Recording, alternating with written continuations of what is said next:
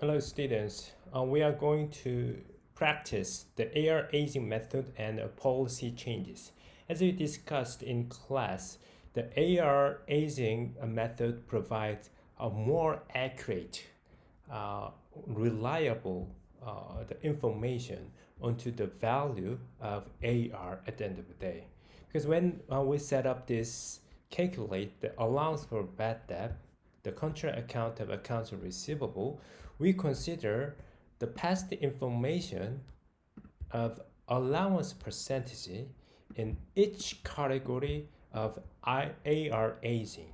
So if the company is using this AR aging method, that means that the company has enough historical data.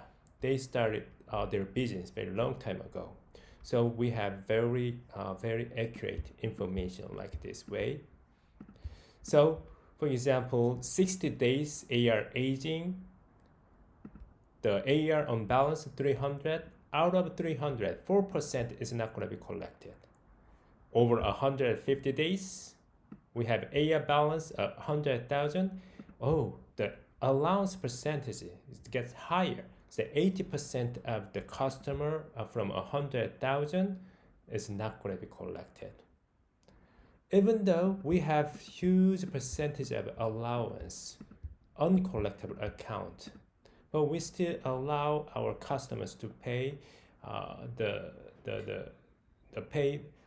goods when they purchase the goods. They pay on credit, not cash delivery, because we can increase the sales by allowing the credit sales. We also have the additional information expected the bankruptcy of a big client with accounts receivable $40,000 in May over 150 days. Oh, that client is in this category.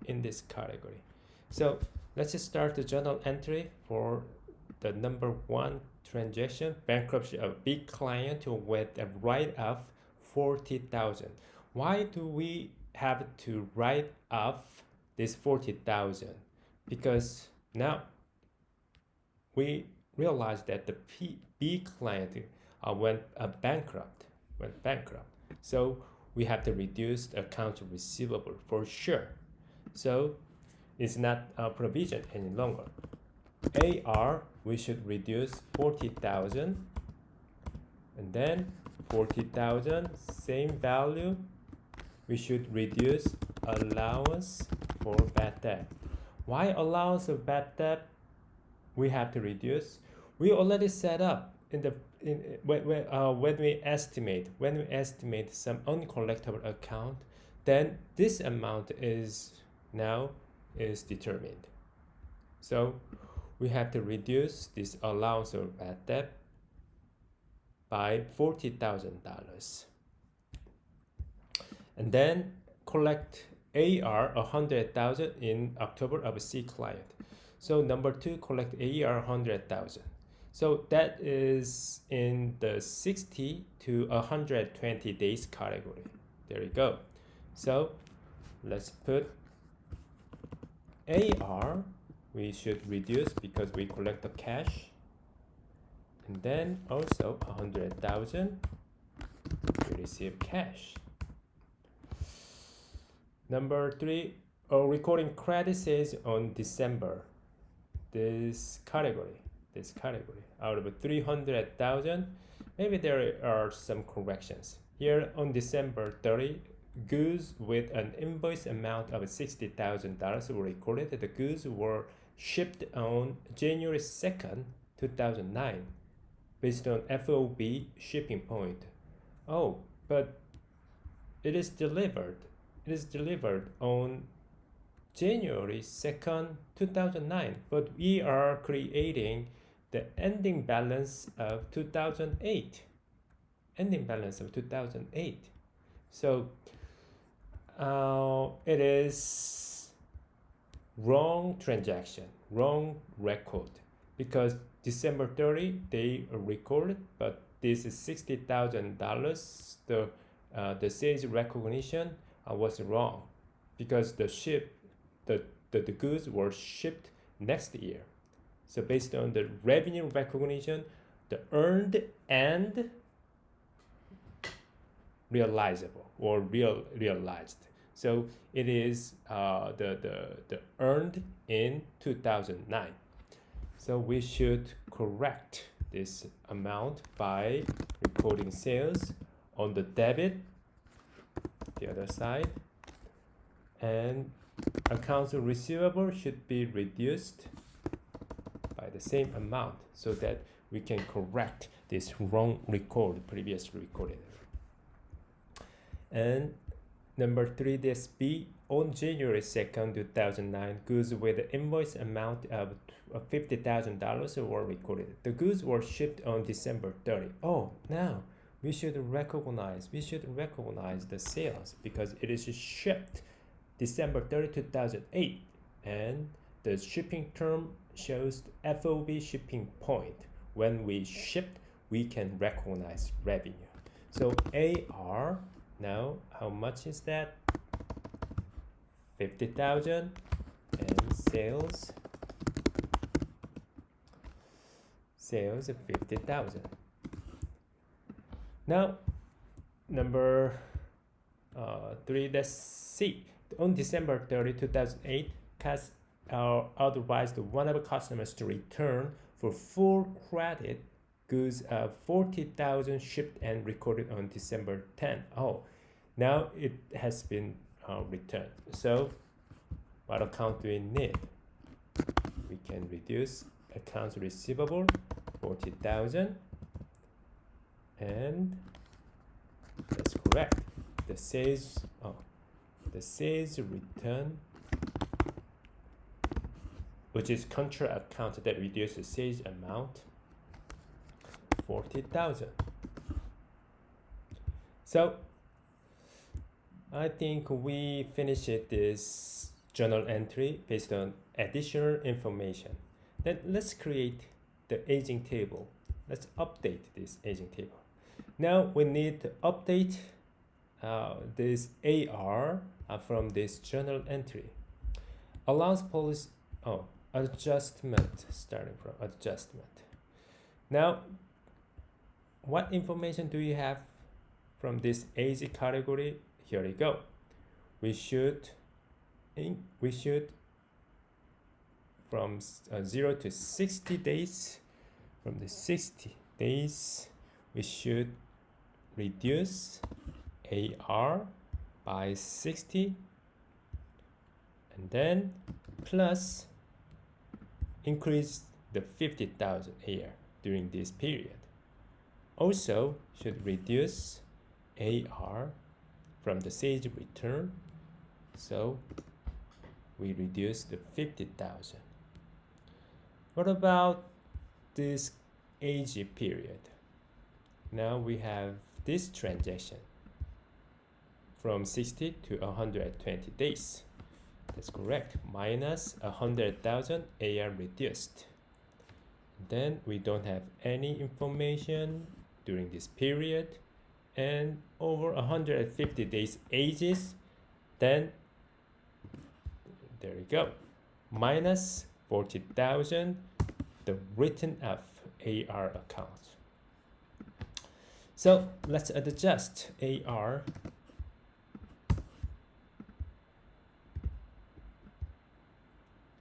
And then we got the total adjusted AR, accounts receivable, the 750,000. Now we also have the very important update for the AR allowance policy changes. Allowance policy increased by 1%. Each allowance should be increasing. So we have to put here 4% plus 1% more, so that we can increase every AG category by 1%. Maybe there are some kind of economic issues, like under the pandemic, the credit ratings has been dropping down. So they determined that, we have to increase by just 1% of allowance. like pessimistic provision. And allowance, now how do we calculate? Right, adjusted AR times 5%. So we have allowance in each category, and sum of this all the account the category, so that we can come up with the allowance or bad debt accounts. Ending balance should be 139,500. We also have the beginning balance information here. Allowance for bad debt balance 100,000, and written up because we want to get the ending balance of allowance for bad debt. I know we already have here 139,500, and written off minus allowance for bad debt. Here we go. So 40.